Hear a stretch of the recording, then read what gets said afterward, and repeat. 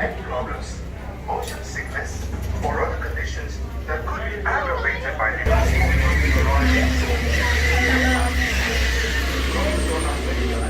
So let's go ahead and get started here in the Little Ituri Forest. And we do want to keep our eyes out for the animals that live in here. So we tend to use our natural colorings and markings as a type of camouflage. Helps to protect themselves against potential predators. So be sure to look all around you. You can be anywhere at any time, and they are free roaming.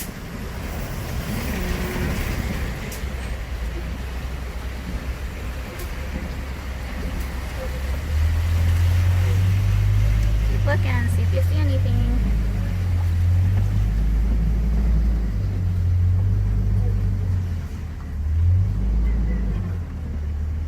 Well, that's not going to be easy to see, but I'm going to point it out anyway. On the right-hand side in that left corner behind a tree somewhere, you can see the face of the okapi. Can you see it? It's hiding pretty well back there. They are very shy, very reclusive animals. Weren't even discovered by the Western world until about 1901. And before that, they were thought to be mythological, so they've been really good at hiding for a very long time. Now, watering holes like this, very important gathering places for the animals that live here. Everyone's got to come down and get a drink sometime. Seen some pretty rare species pass through here on occasion, including the black rhino. Unfortunately, though, we are seeing fewer and fewer black rhino on a daily basis. They've been heavily hit by poaching for their horns, which are just made out of keratin. It's the same protein that's found in our own hair and fingernails, so it has no special properties, no medicinal value whatsoever. Some countries believe it does. Very sad.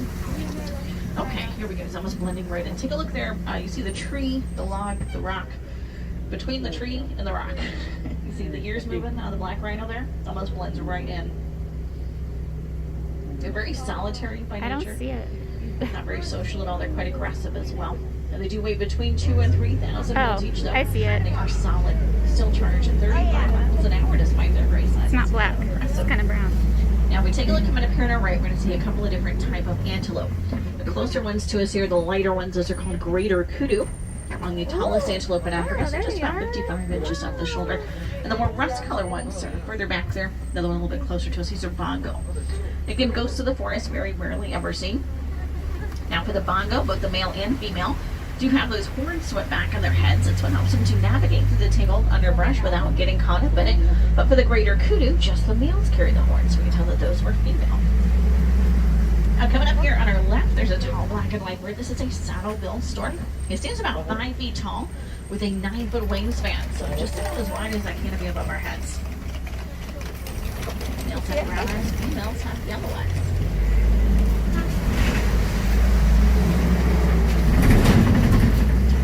The forest area behind, so we can start to make our way out toward the Sapi River. See if maybe we can find some hippos. Oh, a trick. Now, the Nile hippopotamus are born, they weigh on average about 85 pounds or so.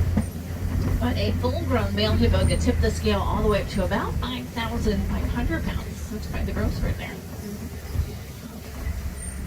Take a look here on the right-hand side, that back right corner, right to the surface of the water. Going to see some hippos under there. That's pretty typical for a hippo during the day to keep themselves submerged like that, and so that they don't overheat. If they are fully submerged, they can hold their breath anywhere between 5 to 8 minutes at a time. Even if they happen to fall asleep, though, they do have an automatic reflex that's going to bring them back to the surface to get a fresh breath of air without even waking up. If we take a look here on our left, we're going to see a float. So what you call a group of hippo is a float. So they're really cute and really dangerous. In fact, they are actually one of the most dangerous animals in all of Africa. That's just because they are so very territorial.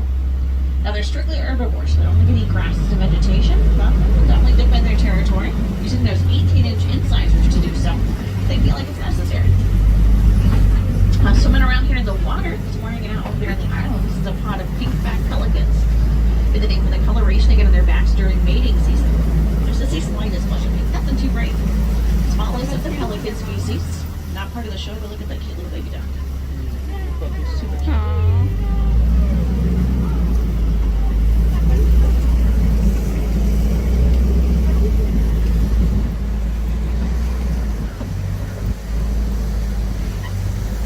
Ready to head over this old rickety bridge.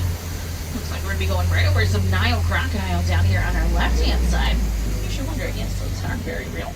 Now on land they're called a bask, and in water they're called a float. If we ever happen to see any with their mouths open, they're not trying to look scary, just letting out some excess body heat.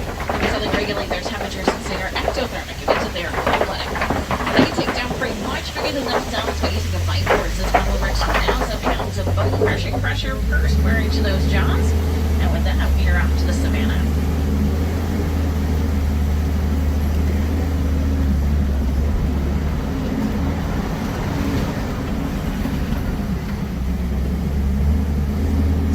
Starting to change a little bit as we're getting closer to a different ecosystem. Usually we can find some different kinds of animals.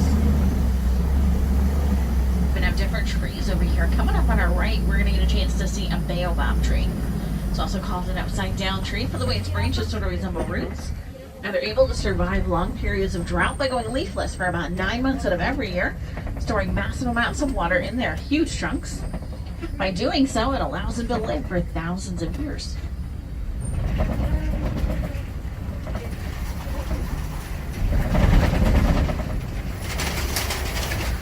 What a great view of the Serengeti grasslands. Now it stretches for hundreds of miles across East Africa. It acts as a superhighway of sorts for millions of migrating animals every year. It's also home to some of the favorites like giraffe, lions, cheetahs, elephants, a whole lot more. Keep our eye out and see what we see when we see it. Welcome to the savannah. Now we don't have to look too far to see some Ankole cattle right in front of us. See some giraffe off in the distance there too. We'll get a closer look at them once we head up around that way, no worries. But check out these spectacular horns. Horns in the Ankole do span about 6 feet from one end to the other. They can get all the way up to around 20 inches in circumference at the base. And they might look heavy, but they're not solid. They're actually a semi-hollow honeycomb structure. They've got blood vessels on the inside. And they use them as their own personal air conditioning system. They send blood up through the horns to cool it down, and then they disperse it back down through their bodies. And because they need them to survive, both the male and female have those horns. Also called Watusi cattle. You ever heard of those? They're named after the Watusi tribe that domesticated them many centuries ago. We take a look here on our left. Laying down there on the grass, that is a pack of African wild dogs. They're also called painted dogs or painted wolves with that patchwork-like pattern on their coats. Fortunately, they're not like any dogs that you or I have ever had, as they are nowhere near domesticated, and they never will be. Actually better at hunting mammals than any of the big cats around here. They work cooperatively together to secure their prey and chase it to the point of exhaustion, which is actually a really good plan. It seems to work for them about 80% of the time. Now coming up on our left-hand side, you can see some movement over here. These are sable antelope. They are the official emblem of the Harambe Wildlife Reserve. But when it comes to fight or flight, you don't want to mess with them. They will definitely stand and fight, defending themselves against predators and even against each other in dominance displays during mating season. Got tall cones of earth here on either side of us. These are termite mounds. Termites will make them out of dirt, some live and done. Pretty simple recipe. Taking out in the hot sun all day is how they get to be hard as concrete. They are so sturdy that these giraffe and elephants use them as scratching posts.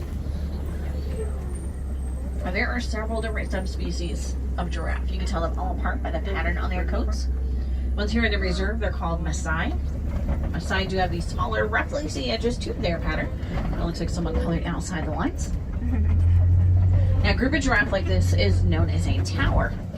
Pretty easy to remember that group name. They do tower over almost everything. Wow. Tallest animals in the world, and even when they're born, they're looking at grown men and they hide about 6 feet tall. They just keep getting bigger from there. Now, the males generally max out at around 18 to 20 feet tall. They will spend the majority of their day eating, and they require very little sleep. Now, believe it or not, giraffes only need to sleep for about 30 minutes out of every day, and not even all at the same time. They'll take little micro naps here and there, but pretty much if they're awake, they can be found eating or even just on their way looking for something else to eat.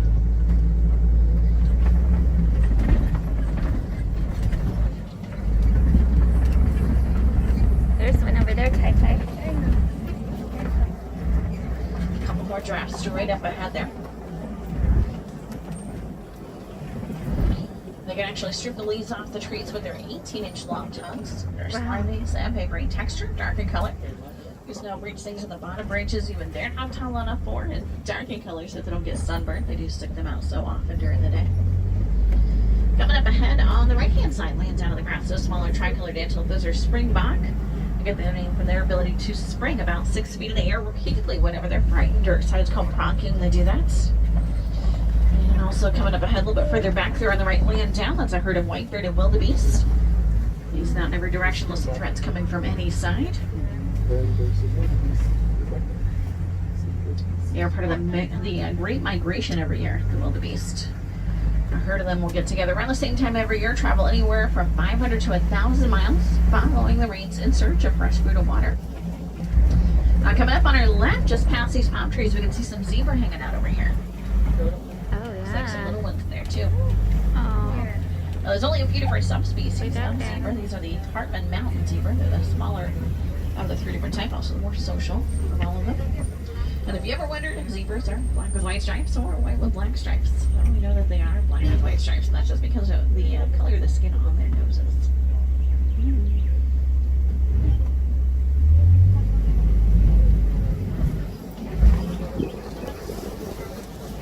Starting to make our way on over here toward Monkey Point. After that, we're going to head on down to elephant country. So a lot of cool stuff coming up. So a lot of exciting animals for us to see.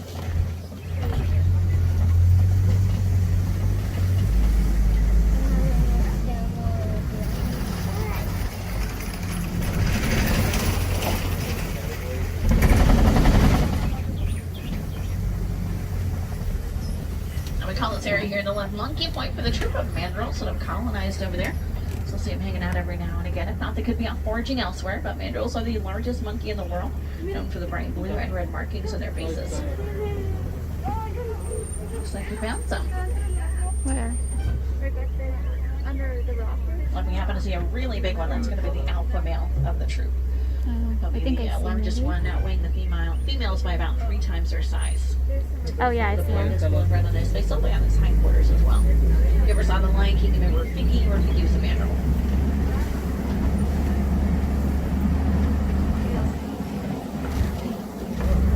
No, we're not going that way since that road is closed, but anyways, we'll see if we can find another way around to get to the other side of elephant country.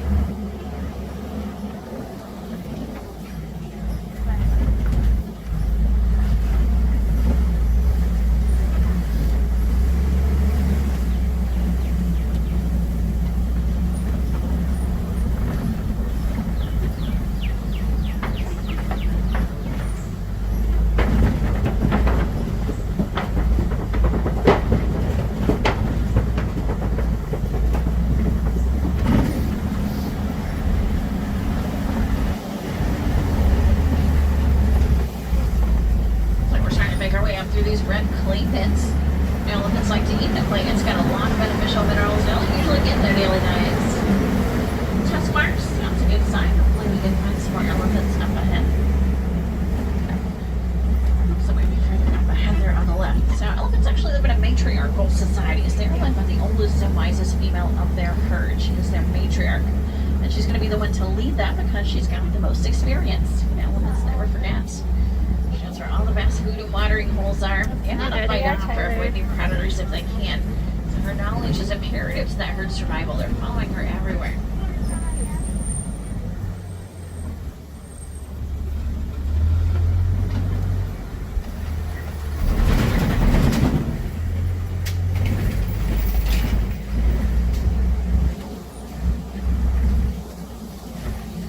Here we go, a little bit closer look at these guys. Elephants actually have more muscles in their trunks than we have in our entire bodies. We've got tens of thousands of muscles just in those trunks alone, and they'll use them for everything from picking up food, drinking water, playing. Even like this one is doing here, they'll take sand, mud, or dirt, they'll fling it up on their back frequently throughout the day. It's a process called dusting. It really uses a natural sunblock because just like us, they actually have really sensitive skin.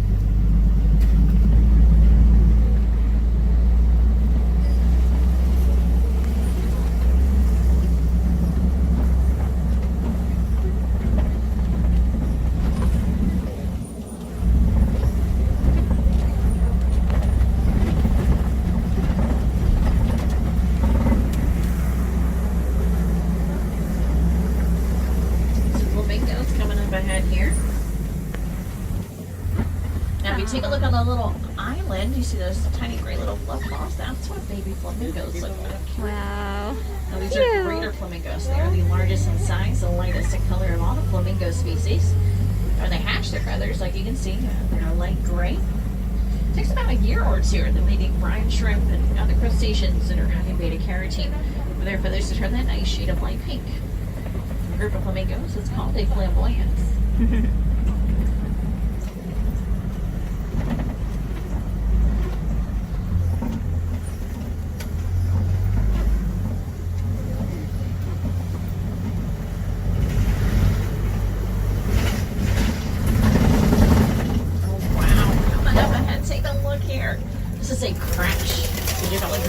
Is a crash from my favorite bird name. See an ostrich off in the distance here too.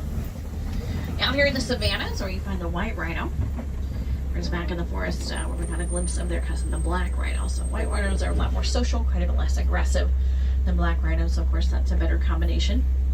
Especially when we consider the fact they can get up to nearly twice the size and still charge at 35 miles an hour.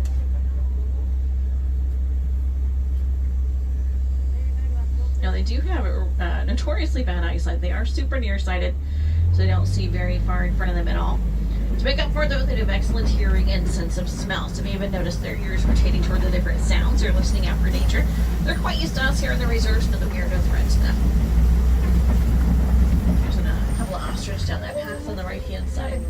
Hopefully we can catch up with them a little bit further ahead. Oh, yeah. I saw them. Mud wallow there on the left. And rhinos do like to roll around in that mud. They get a nice thick coating on their hides, which uses a natural sunblock and a bug repellent as well.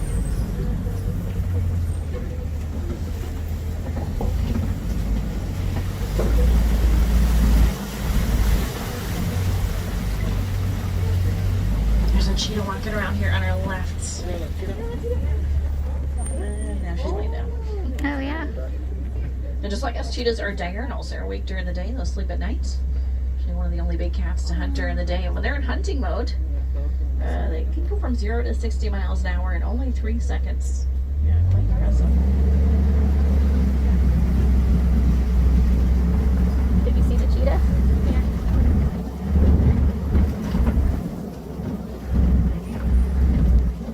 Another one walking around there on the left. Oh, yeah. Two of them there. So a group of cheetah like this is called a coalition.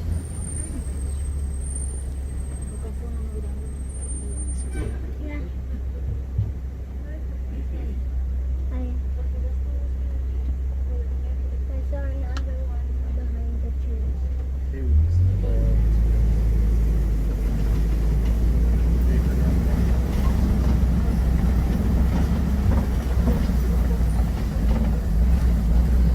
Outcropping of rocks just up ahead of us here. This is a copy.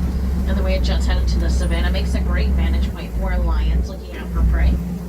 Lions are nocturnal, so they are usually inactive around 18 to 20 hours out of any given day. They're going to save up most of their energy for their nighttime hunts. There he is, laying down right over here on our left.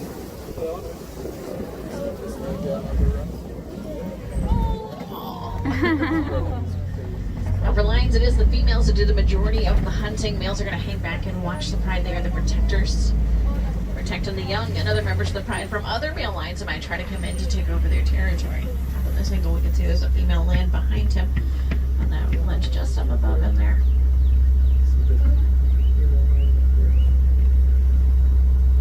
Now during the day, we see about the same as a lion. It's at night when they have the advantage. Their night vision's about 6 times greater than that of a gibbon's. So you can definitely see you before you see them. Just keep that in mind. Another female there.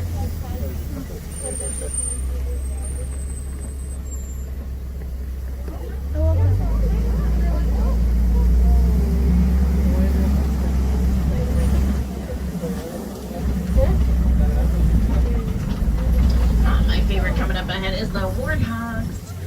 Largest burrowing mammals in Africa. Gonna dig out these burrows or burrow someone else's and then back into them, leaving their razor sharp tusks exposed to protect themselves as a sounder of warthogs.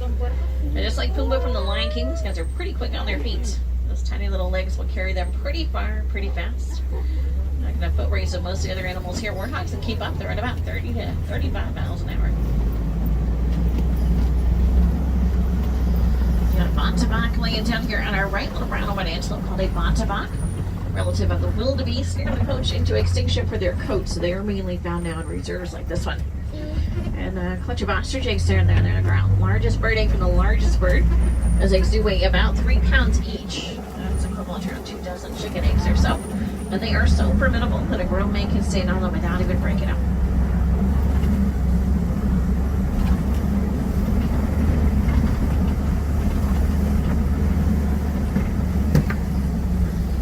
Savannah now, make our way into a newer part of the reserve called Magani Glens. We'll see if any new friends have decided to call this area their home.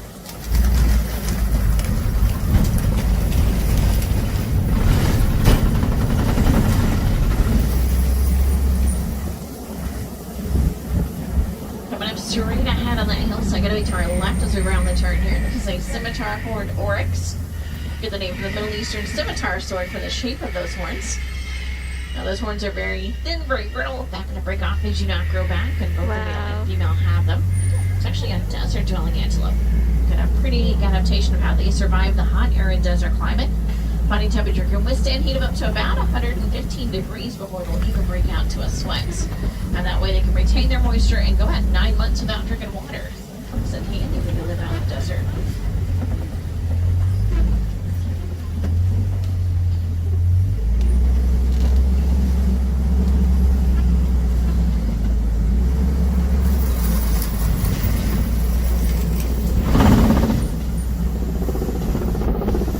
Living among the wildlife does not come without its challenges. Those looking in the reserve always looking to protect their lives and their livestock. Conservation organizations are aware of that and do what they can to help benefit and meet the needs of both the humans and the animals. So that way everybody wins. Now the Harambe Wildlife Reserve, like other reserves in Africa, work closely together with organizations such as Disney's Conservation Fund to protect some of the animals, just like the ones we saw here today. It stands to reason the more we know about these endangered creatures, the more we can do to help protect them. What can we do to get involved in conservation in our own backyard? Just as simple as reusing and recycling. Paper, plastic, and even electronic. In fact, if we're more responsible with our resources, we can ensure that these animals' habitats will be around for many years to come. Looks like we are coming to the end of our safari, so I'm going to drop you off at the nearest warden's post. But we're having a good time. I was able to get pictures out there. We happen to have any wilderness explorers on board. You've been riding on Simple 1. You'll need that for your handbook. Take a look around, folks. Make sure you have everything you brought with you. Don't make sure to forget anything. Here in Harambe, we don't like to say goodbye to our new friends. So instead, I want to wish you Kwaherini, which means to go well. Kwaherini to all of you. Hope you have a great rest of your day, whether it's here in Harambe or wherever your travels may take you.